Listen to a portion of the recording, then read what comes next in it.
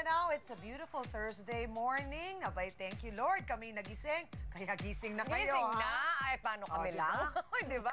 Ayan, mga Mars at Pars, tutok na dito sa amin para sa, ito nga, ikagagana ninyo. Simula ng itong Thursday morning na ito, ha? Kasing ganado ng mga kapatid nating pamorningan.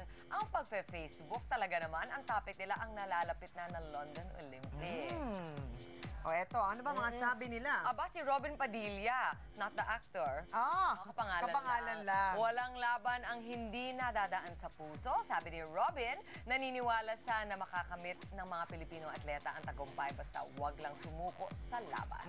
Eto naman, kahit hindi raw gaano kalaki ang nabibigay na suporta ng pamahalaan, naniniwala pa rin si Luisa Mamaradlo na magtatagumpay tayo sa Olympics sa pamamagitan ng pagdarasal at syempre, pagsisikap. At para sa mga kapatid pa natin na gustong makisali sa aming discussions, bisitahin nyo lang ang www.facebook.com/goodmorningclubtv5. Maaari rin kayo magpadala ng mensahe through our official Twitter account. I-type nyo lamang po ang www.twitter.com/goodmorningclub.